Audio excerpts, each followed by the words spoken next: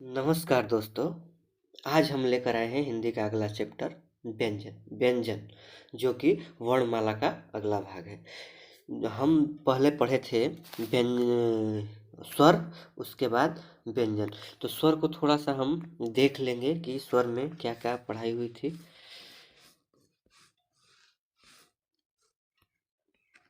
वर्णमाला की सबसे छोटी इकाई ध्वनि थी।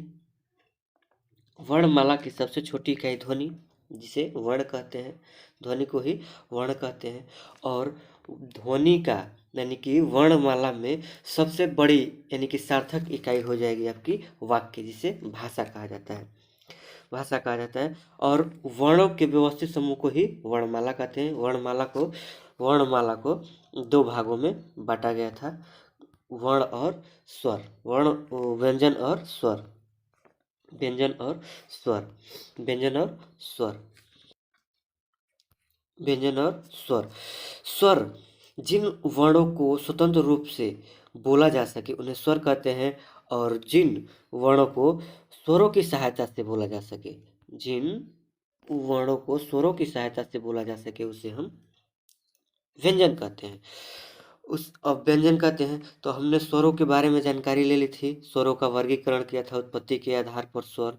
उत्पत्ति के आधार पर स्वर, इसमें मूल स्वर, संधि स्वर, उच्चारण के आधार पर हंस स्वर, दीर्घ स्वर, प्लुत स्वर, उसके बाद मुख द्वार खुला या बंद होने के आधार पर विपरीत स्वर, विपरीत स्वर, अर्धविपरीत स्वर, समृद्ध स्वर, अर्ध समृद्ध स्वर। उसके बाद आया था जीभ के प्रयोग के आधार पर अग्र अग्र स्वर, मध्य स्वर, पश्च स्वर।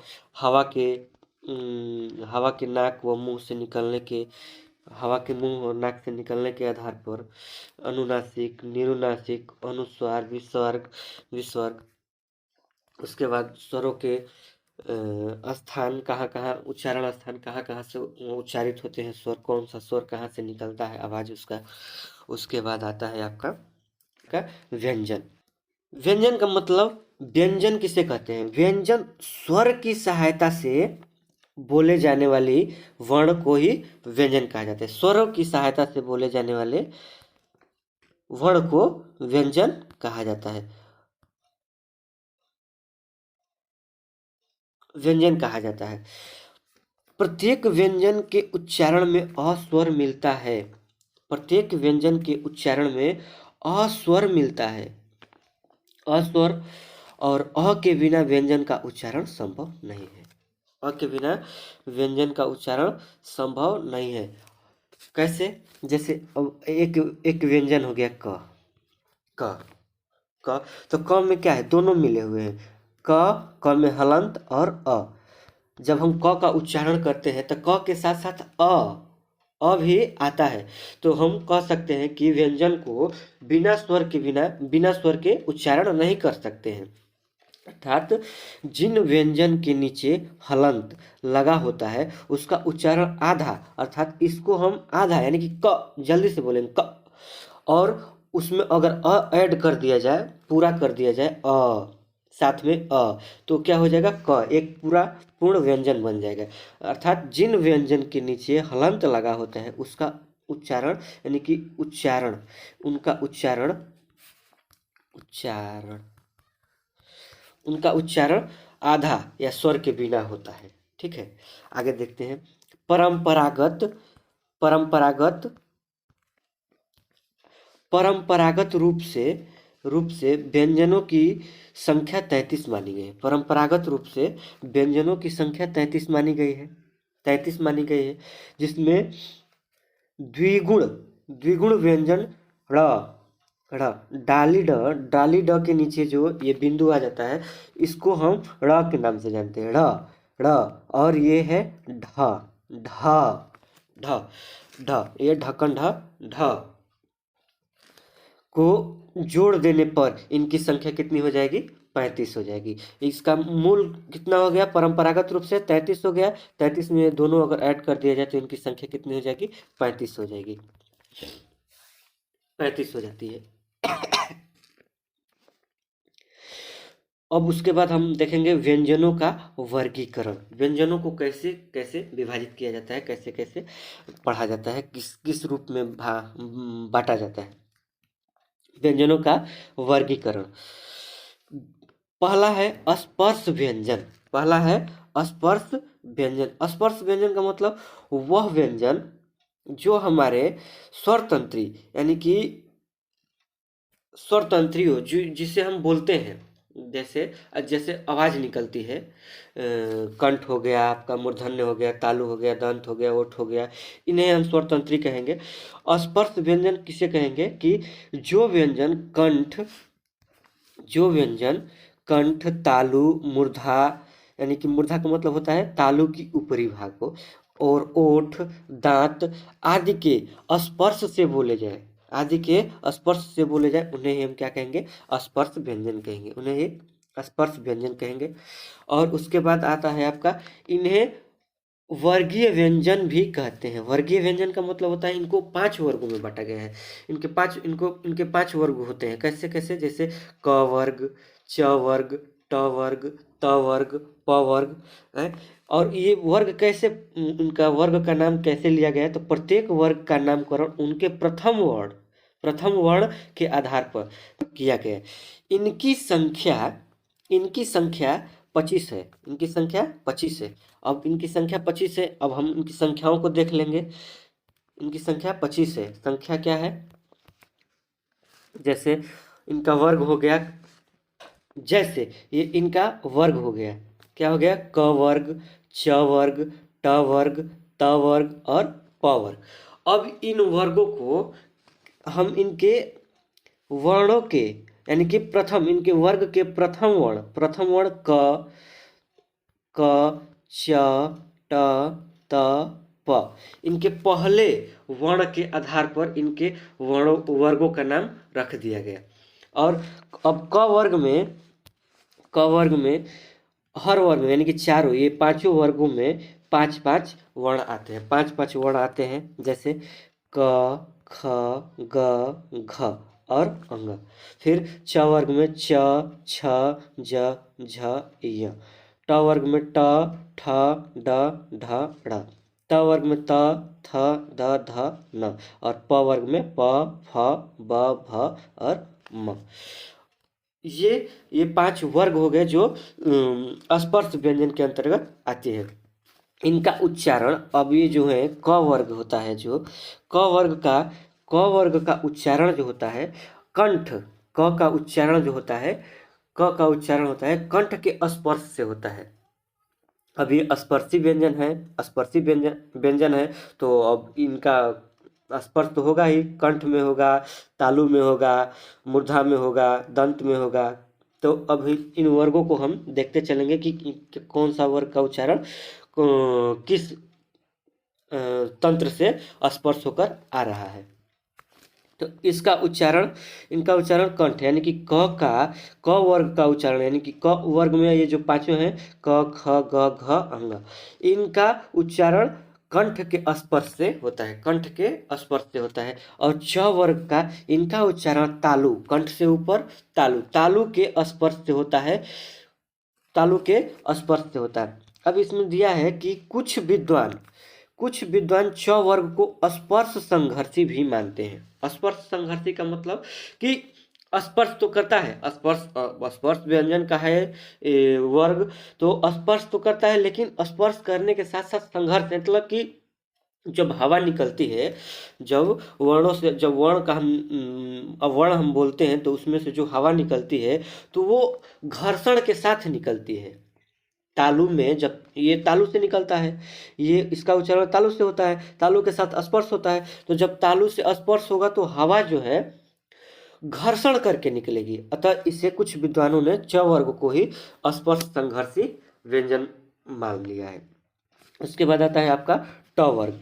ट ट वर्ग ट वर्ग में होता है, इसकी उच्चारण मूर्धा के स्पर्श से होता है। मूर्धा का स्पर्श मूर्धा के स्पर्श से होता है। मूर्धा कहाँ होता है? तो ये तालु से ऊपर, और दांत से अंदर, दांत के अंदर ऊपर बीच में होता है, मूर्धा के स्पर्श से होता है। इसी में ही दो व्यंजन जुड़ जाते हैं, इसी में ही दो द्विगुण व्यंजन, जैसे इसमें का ड, इसमें का ड और ढ दोनों के नीचे एक बिंदु आ जाता है, जिसे हम द्विगुण व्यंजन के नाम से जानते हैं। इसका भी उच्चारण स्थान मूर्धन्य मूर्धा से ही होता है। इसका भी उच्चारण स्थान मूर्धा से ही होता है। अब हम देखेंगे त वर्ग को। त वर्ग इसमें त, थ, द, ध और न। इसका उच्चारण दंत के स्पर्श से होता है। दंत के स्पर्श का मतलब जैसे हम बोलने के लिए चलते हैं तो हमारा जीभ जो होता है तुरंत दांत में स्पर्श करता है। जैसे बोलेंगे त त, अब जीभ को रोक कर हम नहीं बोल सकते हैं, क्योंकि जीभ तुरंत जाएगा दांत के पास तुरंत। तो इसका उच्चारण दंत के स्पर्श से होता है, और इसमें दांत सट भी जाते हैं दोनों। त और उसके बाद आता है प वर्ग। प, फ, ब, भ, म। इसका उच्चारण ओठ से होता है। ओठ। जब भी हम इसको इस वर्ग के वर्णों को बोलते हैं, जैसे प, फ, ब, भ, म, तो हमारे ओठ पूरा सट जाते हैं। बिना ओठ सटाए हम इन वर्णों को नहीं बोल सकते हैं, इन वर्णों को नहीं बोल पाएंगे। तो आएगा अब इसके बाद। अब देखिए स्पर्शी, ये स्पर्शी व्यंजन था। ये पूरा क्या था? स्पर्शी व्यंजन। 5 वर्ण हो गए, 5 वर्ग हो गए, 5 वर्ग, 5 वर्ग हो गए इसके। अंतस्थ व्यंजन की संख्या 4। य, र, ल, व। इन्हें इसमें इसमें य, र, ल, व। और इसके बाद आता है एक और व्यंजन, उसे हम कहते हैं उष्म व्यंजन। उसे हम कहते हैं उष्म व्यंजन। उसे हम कहते हैं उष्म व्यंजन। उष्म व्यंजन। उष्म व्यंजन में कौन कौन से वर्ण आते हैं? तो उष्म व्यंजन में वर्ण आ जाते हैं आपका स, बड़ा स, फिर ख, फिर स, उसके बाद फिर ये साप स, फिर उसके बाद ह। ये हो गया क्या आपका उष्म व्यंजन। उष्म व्यंजन। अब इन सभी व्यंजनों को मिलाकर, इन तीनों व्यंजनों को मिलाकर, तीनों व्यंजनों को मिलाकर स्पर्शी व्यंजन, स्पर्श स्पर्श व्यंजन, अंतस्थ व्यंजन और उष्म व्यंजन को मिलाकर इनकी संख्या कितनी हो जाती है? 33। इनकी संख्या हो जाती है 33। और इसमें ये दो द्विगुण व्यंजन को ऐड कर दिया जाता है, तो ये हो जाते हैं 35। अतः हमारे वो वर्णमाला में वर्णों की संख्या कितनी हो जाएगी? 35। उसके बाद आता है आपका संयुक्त व्यंजन। संयुक्त व्यंजन। तो अब तक तो हम 35 वर्ण को पढ़ चुके हैं। इसके बाद आता है संयुक्त व्यंजन। संयुक्त व्यंजन में भी चार व्यंजन होते हैं। जैसे हो जाएगा आपका छत्री, फिर त्र, फिर ज्ञ, और उसके बाद स्र, उसके बाद स्र। अब ये क्या है? ये संयुक्त व्यंजन है। ये दो व्यंजनों से मिलकर बना है। ये दो व्यंजनों से मिलकर बना है। जैसे क्षत्रिय है। अब क्षत्रिय कैसे बना है? तो क्षत्रिय क जब भी हम बोलते हैं तो इसका उच्चारण में पहले क आधा क में हलंत, उसके बाद ये आ जाता है आपका ये खटकोण। स हो गया, ये वाला स हो गया। छ। तो अब क्या होगा? उसके बाद आएगा आपका त्र। उसके बाद आएगा त्र। त्र में भी दो वर्ण, जैसे आधा त, आधा त, और उसके बाद फिर र, उसके बाद फिर र। त्र, त, र, आधा त, र, तर, त्र। उसके बाद आएगा आपका ज्ञ। उसके बाद ज्ञ।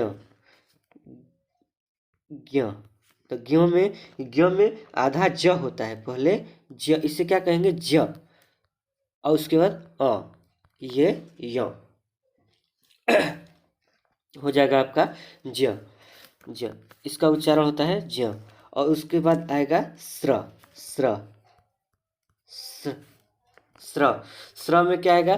बड़ा स और प्लस र। स के नीचे हलंत और र। तो ये संयुक्त स्वर जो है ये दो दो वर्णों से मिलकर बने होते हैं, दो दो वर्णों से मिलकर बने होते हैं। इसीलिए इनको इनको काउंट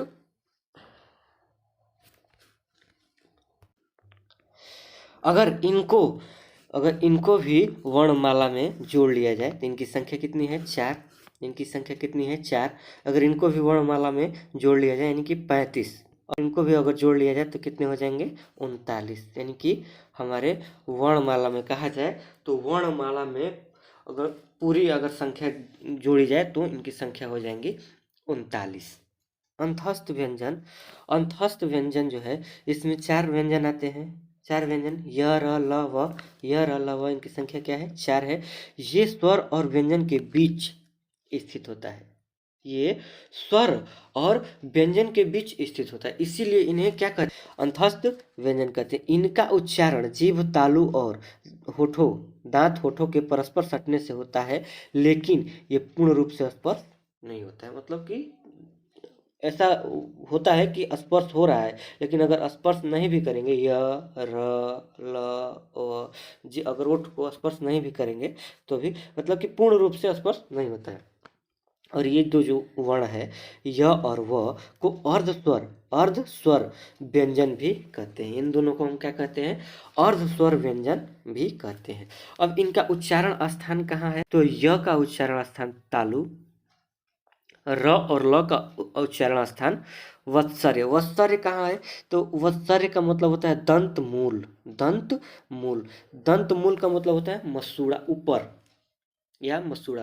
दंत जहाँ, दांत जहाँ से जुड़ा होता है वहाँ दंत मूल, र ल, ठीक। उसके बाद आता है व कहाँ आता है? तो दंत ओष्ठ, दंत ओष्ठ, दांत जो होता है हमारे ओठों में, व दंत ओष्ठ।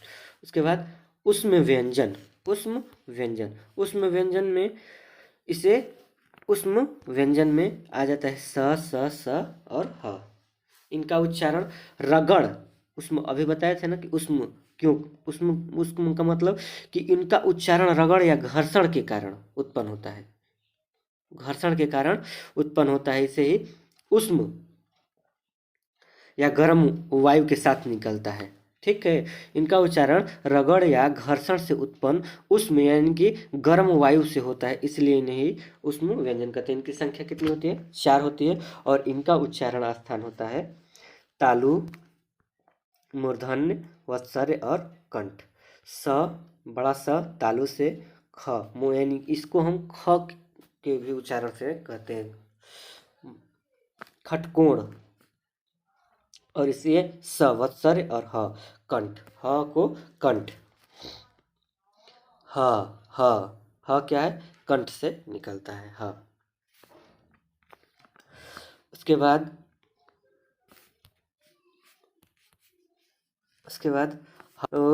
उसके बाद हम वर्णों को घोषत्व के आधार पर भी विभाजित करते हैं। जैसे घोषत्व का मतलब क्या होता है कि हमारे जो स्वर तंत्र है, यानी कि स्वर तंत्र है जितने, जैसे कंठ हो गया, तालु हो गया, मूर्धन्य हो गया, दंत हो गया, ओठ हो गया, ये सब क्या है? ये सब स्वर तंत्रीय है। स्वर तंत्रीय मतलब हम जब बोलते हैं तो उनमें उनमें से ही आवाज़ निकलती है, उनमें से ही कंपन होती है। यानी कि घोष का अर्थ होता है स्वर तंत्र में कंपन, यानी कि ध्वनि में कंपन, स्वर तंत्रियों में ध्वनि का कंपन। अब ये कितने होंगे? 2 होंगे, घोष और सघोष, अघोष और सघोष। सघोष को ही घोष कहते हैं, सघोष को ही घोष कहते हैं, सघोष को ही क्या कहते हैं? हम घोष कहते हैं, घोष कहते हैं। अब इनमें क्या होता है? अघोष किसे कहेंगे? तो अब लग गया तो का मतलब होता है नहीं, यानी कि जिन ध्वनियों के उच्चारण में स्वर तंत्रियों में कंपन न हो, जिन ध्वनियों के उच्चारण में स्वर तंत्रियों में कंपन न हो, उसे हम क्या कहेंगे? अघोष कहेंगे। और सघोष किसे हम कहेंगे? कि जिन ध्वनियों के उच्चारण में स्वर तंत्रियों में कंपन हो, उसे हम क्या कहेंगे? सघोष, यानी कि या घोष, उसे ही हम क्या कहेंगे? घोष, घोष। अब इन घोष और अघोष के बीच में प्राणत्व के आधार पर के बीच में प्राणत्व यानी कि प्राण, मतलब कितना जोर दिया जाता है, कितना तेज हवा निकलता है बोलने पर, कितना कम हवा निकलता है बोलने पर, उससे हम प्राण यानी कि जोर के आधार पर उच्चारित करेंगे। यानी कि अब इसमें आ जाएगा आपका प्राण के आधार पर, यानी कि प्राण का अर्थ हवा है, प्राण का अर्थ हवा है। प्राण के आधार पर यानी कि प्राणत्व के आधार पर अल्प प्राण माने थोड़ा, जिन व्यंजनों के उच्चारण में मुख से कम हवा निकले, हल्का हवा निकले, उसे अल्प प्राण कहेंगे। और जिन व्यंजनों के उच्चारण में मुख से अधिक हवा निकले, उन्हें हम क्या कहेंगे, महाप्राण कहेंगे। अब इन अल्प प्राण और महाप्राण को कहाँ रखा गया है? अल्प प्राण और महाप्राण किन किन वर्णों को कहेंगे? तो अल्प प्राण को और महाप्राण को, इसमें ये जो है घोष, अघोष और सघोष को, अघोष और सघोष, ये अघोष को स्पर्शी व्यंजन के पहले और दूसरे वर्ण में रखा गया है, और तीसरे चौथे पचवे में सघोष को रखा गया है, तीसरे चौथे पचवे में सघोष को रखा गया है। अब सघोष अघोष के साथ होता है अल्प प्राण महाप्राण, अल्प प्राण महाप्राण, अल्प प्राण महाप्राण, अल्प प्राण महाप्राण। अब क्या हो गया? तो अल्प प्राण को पहले, तीसरे और पांचवा, अल्प प्राण को पहले, तीसरे और पांचवा में रखा गया, और महाप्राण को दूसरे और चौथे में रखा गया है, दूसरे और चौथे में रखा गया है, दूसरे और चौथे में रखा गया है। इसके बाद आता है आपका ये, इसके बाद अंतस्थ व्यंजन के जो वर्ण हैं, अंतस्थ व्यंजन के जो वर्ण हैं, इनमें य र ल व को सघोष अल्प प्राण, इनके जो चारों वर्ण हैं इनको हम अल्प प्राण कहेंगे, और सभी सघोष में आते हैं, और उसमें भी संघर्षी, उसमें या संघर्षी व्यंजन जो होते हैं, उनके चारों वर्ण जो होते हैं,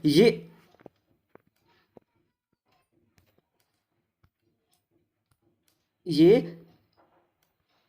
इनके जो चारों वर्ण होते हैं, ये अघोष महाप्राण में आते हैं। अंतस्थ व्यंजन के सघोष अल्प प्राण, और उसमें या संघर्षी व्यंजन के चारों वर्ण किस में आएंगे?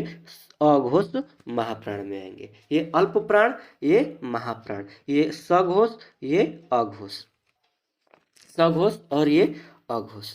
इसके बाद सघोष और अघोष में आएंगे। तो इस तरह से हम अपने पूरी तरह से वर्णमाला को पढ़ चुके हैं, और तो आशा करता हूँ कि आपको ये वीडियो अच्छा लगा हो। तो आज के लिए जय हिंद।